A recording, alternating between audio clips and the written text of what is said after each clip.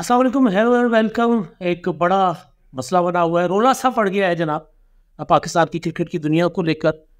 Spot fixing में मुलविस Salman but को selection committee में लेने पर खलबली मच गई है।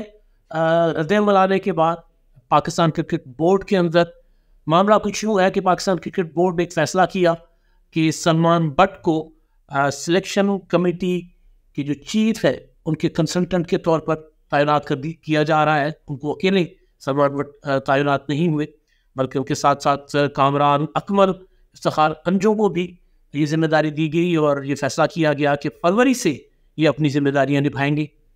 ये खबर आने की देर थी और उसके बाद फिर जो तनकीद हुई है, जो तूफान उठा है सलमान बट के माजी को लेकर, और फिर सवाल उठाए जा रहे हैं। ये कहा जा रहा है कि क्या पाकिस्तान की क्रिकेट जो है या पाकिस्तान की क्रिकेट टीम में सिलेक्शन के फैसले वो करेंगे जो स्पॉट फिक्सिंग में ना सिर्फ मुलविस रहे बल्कि सजाए याफ्ता रहे, जिनके ऊपर पाबंदियां लगाई गई। सलमान बट, मोहम्मद आसिफ और मोहम्मद आमिर, इनको 2010 में इन पर इल्ज़ाम लगा था, बल्कि इल्ज़ाम साबित भी हुआ था। लंदन में स्कॉटलैंड यार्ड में तहकीकात की थी। तहकीकात और तफ्तीश के बाद इनको मुलविस पाया गया था, तीनों को, और इनको सजाएं हुई थी। और सलमान बट ख़ास तौर पर उन्होंने तो उन पर तो 10 साल की पाबंदी और उसके अलावा वो 2.5 साल बरतानिया में कैद भी काट चुके हुए हैं।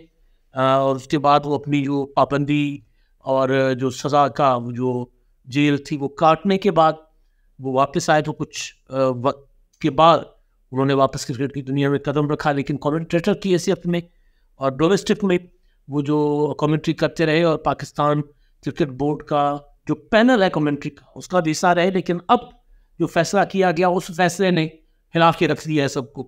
और फिर तनकीद यहाँ तक कि पाकिस्तान के जो बहुत बड़े सहाफ़ी हैं आमिर मीर, उन्होंने भी ट्वीट करके इस पर तनकीद की और उन्होंने कहा वो जो स्पॉट फिक्सिंग के इल्ज़ाम में गिरफ्तार हो गया और जिसके क्रिकेट खेलने पर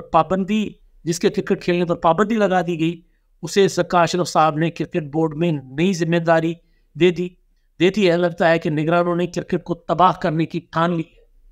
स्टोरी बन गई है इंटरनेशनल। BBC ने इस जो फैसला था और उस फैसले पर आने वाले रद्द-ए-अमल को कैरी किया है। ख़ासतौर पर जो सोशल मीडिया पर रद्द-ए-अमल है उसको BBC ने हाईलाइट किया है और पूरी की पूरी हिस्ट्री जो थी कि कब कैसे ये स्पॉट फिक्सिंग में मुलविस हुए और कितनी कैद काटी, और उसके बाद फिर कुछ और वाक़यात भी उस स्टोरी में लिखे गए।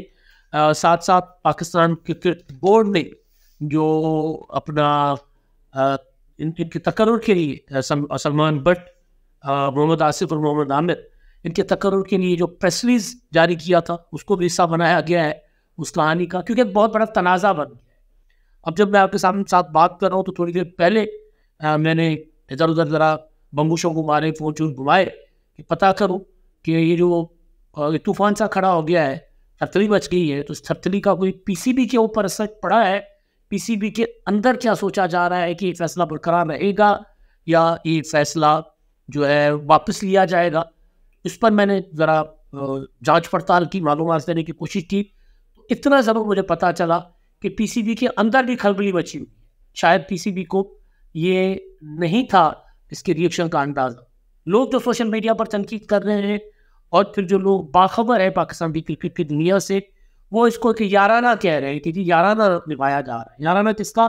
चीफ सेलेक्टर वहाब रियाज साहब, जो पंजाब के अपना स्पोर्ट्स के मिनिस्टर भी हैं और चीफ सेलेक्टर भी बनाए गए हैं, क्योंकि उनके लिए अपना कंसल्टेंट की जिम्मेदारी इनको दे दी गई है। तो वो ये कह रहे हैं कि जी जो पुराने स्पोर्ट्स जर्नलिस्ट भी हैं, क्रिकेट की दुनिया पर नज़र रखे हुए लोग हैं, वो ये समझते हैं कि क्योंकि वहाब रियाज साहब और सलमान बट साहब एक ही क्रिकेट क्लब से खेलते रहे और सलमान बट साहब जो है वो वहाब रियाज साहब को लेकर आए थे टीम में, तो लिहाजा वो वक्त आ गया था विवेक करने का कि जी आप मेरे काम आए, मैं आपके काम आता हूँ, तो मैंने आपको जो है वो अपना जिम्मेदारी दिलवाता हूँ अपने कंसल्टेंट। ज़ाहिर है सबसे इम्पोर्टेंट जो हिस्सा होता है क्रिकेट में या किसी भी खेल में, वो जो आगाज़, जो बुनियाद होती है, जिसको अपना जड़ें कहा जाए, वो तो होती है सिलेक्शन। जब तक जड़ें मजबूत नहीं होगी, बुनियाद मजबूत नहीं होगी, तो इमारत तो आप मजबूत खड़ी कर नहीं सकते। तो यहाँ पर मसला ये बना कि जी जो सिलेक्शन है, उस सिलेक्शन में एक ऐसे क्रिकेटर को, एक ऐसे साबिक क्रिकेटर को जिम्मेदारी दी जा रही है कंसल्टेंसी की, मुशावरत की, कि वो बताएंगे कि जी ये वाला खिलाड़ी है, ये वाला खिलाड़ी ठीक है, ये वाला ठीक नहीं। तो वो, और फिर उसके बाद क्या टीम बनेगी, तो उस पर जो अपना पाकिस्तान क्रिकेट बोर्ड का प्रेस रिलीज है, मैं वो आपको बताता हूँ। उसके बाद जो रद्द-ए-अमल है, और फिर पीसीबी का तो मैंने बता ही दिया आपको, तो पीसीबी के अंदर मची हुई है खलबली। तो कोई पता नहीं है, ये जब तक मेरा व्लॉग आप तक आ जाए तब तक को पीसीबी का रद्द-ए-अमल भी आए। वो रद्द-ए-अमल हो सकता है फैसला वापस लेने के मुतालिक हो, या वो रद्द-ए-अमल हो सकता है कि फैसले के ऊपर डट जाने का। अगर डट जाने का होगा तो फिर रिएक्शन ज़ाहिर है और मज़ीद संगीन आएगा और शदीद रिएक्शन आएगा। पीसीबी की प्रेस रिलीज के मुताबिक जनाब सलमान बट, कामरान अकमल और रॉ इफ्तिखार अंजुम जब सिलेक्शन की ड्यूटी पर नहीं होंगे, उस दौरान उन्हें इजाफी काम दिए जाएगी, जैसे स्किल्स कंसल्टेंट का काम, चीफ सेलेक्टर वहाब रियाज को तजावीज़ देना, फीडबैक लेना और डोमेस्टिक क्रिकेट में बेहतरीन कारकर्दगी दिखाने वाले टैलेंट की निशानदेही करना है। कंसल्टेंट्स का काम मालूमात फराहम करना है, जिसकी बुनियाद पर चीफ सेलेक्टर और सिलेक्शन कमेटी फैसले ले सकेंगे। कंसल्टेंट के पास ये अख्तियार नहीं कि वो आज़ादाना तौर पर फैसले ले सकेंगी। कंसल्टेंट तो आज़ादाना फैसले नहीं दे सकते, मुशावरत ही करते हैं। जैसे मैंने पहले गुजारिश की कि वो बताया नहीं कि ये वाला खिलाड़ी तगड़ा है, इसको चुप लो, जिसको ले लो जनाब टीम में, जो डोमेस्टिक खेल रहे होते हैं, या अब तो खैर देखिए ना PSL वगैरह से नहीं, PSL में डोमेस्टिक किए थे, लेकिन उससे भी लिया जाता है ना। PSL से जो लोकल खिलाड़ी होते हैं, उनसे कई खिलाड़ी सामने आ जाते हैं, कि अच्छे आते हैं, कि बाहर। तो अब जो रिएक्शन है वो ये है कि लोग ये कह रहे हैं कि जी ये जो क्रिकेट में किरदार थे, सलमान बट साहब हो गए, मोहम्मद आसिफ, मोहम्मद आमिर, इनका जो स्पॉट फिक्सिंग में मुलविस होने की वजह से हम लोगों ने, हमारी जनरेशन ने तो क्रिकेट देखना छोड़ दी थी। क्योंकि क्रिकेट के जो देखने वाले होते हैं ना शायकीन, वो बहुत हद तक इन्वॉल्व होते हैं उसमें। आपने सुना होगा कि जनाब टीम हार गई तो लोगों ने टीवी तोड़ दिए, टीम हार गई तो लोगों ने रोना शुरू कर दिया, कई लोगों को दिल के दौरे पड़ जाते होते हैं, ये होता है ना। और फिर ये भी होता है कि इंडिया में तो टीम के ऊपर भी हमले हो जाते होते हैं, यार हार कर क्यों आ गए हो। तो एक आधी बार हमारे खिलाड़ियों पर भी इस तरह की कोई प्रॉब्लम्स आई थी। तो ये बहुत ज़्यादा जज्बात और लगाव के साथ लोग इस खेल को देखते हैं। तो वो लोग ये कह रहे हैं कि यार ये अब क्या क्रिकेट जो है वो उसके फैसले वो लोग करेंगे जो स्पॉट फिक्सिंग में बोला। अच्छा, उस पर कुछ लोग ये भी कह रहे हैं कि भाई सज़ा भुगत ली, पाबंदी भुगत ली, अब क्या सारी उम्र सज़ा में रहेंगे क्या।